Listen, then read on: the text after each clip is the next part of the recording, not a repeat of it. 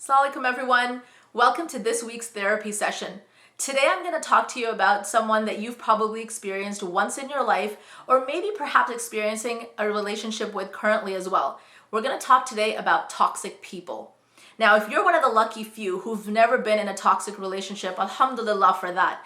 But for the rest of us who may have in the past or currently might be in a relationship with someone toxic, it's important for us to be able to recognize that toxic relationship and help ourselves overcome it as well. First and most importantly, what actually makes a relationship toxic? It could be anyone. Your intimate partner, your spouse, it could be one of your children, it could be a friend, a sibling, a parent even, or a neighbor, anybody that you're in a relationship with that isn't a healthy relationship for you to be in. So what makes somebody toxic for you? For starters, read inwardly. Start gauging yourself as a person. When somebody toxic around you messages you, calls you, wants to visit you, or makes plans with you, or you're around them, you'll notice that your body will start displaying some anxiety symptoms. Your heart might race. You might feel a little bit withdrawn. You might not want to actually go to the event that this person is attending. Whatever the symptoms may be, they'll be inside you, and you'll be able to gauge if you start paying attention when a little bit of a shift happens and you're not feeling up to it or you're not excited about it. The other kinds of symptoms that you can look for in a toxic relationship is somebody who doesn't support you. So the lack of support for anything that you do, whether you've done it or you're planning on doing something, you're not going to really see this person supportive of you.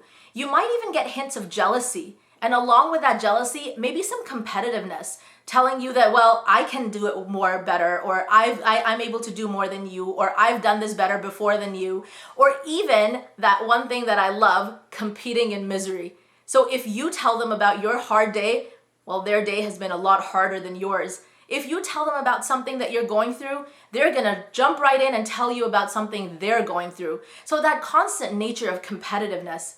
You'll also notice that toxic people are very negative. They just see the glass half empty. So no matter how positive you're trying to be or reframe your thinking or trying to be the best version of you, this person will continuously drag you down and overcome your life with all this negative energy that you're trying to set aside for yourself.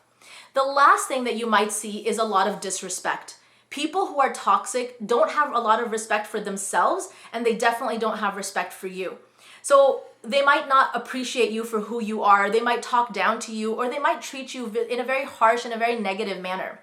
Remember, it's not necessary that all the symptoms will be there or all the signs will be there, but everything that I just talked to you about, if you notice that there's somebody in your life that is regularly on a pattern displaying either one or several of these behaviors, that means that they're toxic. And when you're surrounded by a toxic person, what's the best way to help yourself out of that situation? Get them out of your life. There's no room for toxic people in our lives. When we're taking so much time to work on ourselves to be our best self, don't leave the room open for a negative, toxic person to enter and take all that beautiful life and energy away from you. I know what everybody's probably thinking. So Hina, the toxic person in my life is the person I'm married to, or it might be a mother-in-law, or it might be a sibling. How do I get these intimate relationships out of my life and justify it? I can't leave everybody and go live on a mountain by myself. You're right, you can't do that. So there's two types of toxic relationships. Relationships that you can end. Maybe they might be friendships, or they might be coworkers, or places where you can walk away from that person and turn yourself towards health and healing. But then there are a list of relationships that you are not able to end, yet they are very unhealthy and very toxic for you. For that, there's a very simple formula. It's a 3-point plan that you're going to implement. When you have a toxic relationship that you cannot end, you have to learn to set up healthy boundaries. What do boundaries look like? Well, there are phases that you can control where you can still interact with that person without letting them harm you extensively. So you're going to set limits for yourself, and there's going to be 3 types of limits. You're going to limit the time that you spend with this person. So you're going to limit your interaction with them.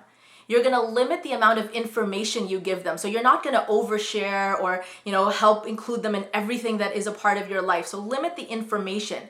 And lastly, limit the emotional energy you're putting into the relationship. So you may have to have dinner with this person once in a while, or you may have to see them at a social gathering or a party, but doesn't necessarily mean that you pour in a lot of your emotional energy. You keep them at an arm's length and you tell yourself, okay, so I have to see so-and-so, and I know this is not healthy for me. So what I'm gonna do is I'm gonna spend a limited amount of time, interact in a very limited manner, and I'm not gonna let this person drain me emotionally, and I'm not gonna let my emotions override and get overwhelmed by them, because I already know that the relationship is unhealthy and it is toxic.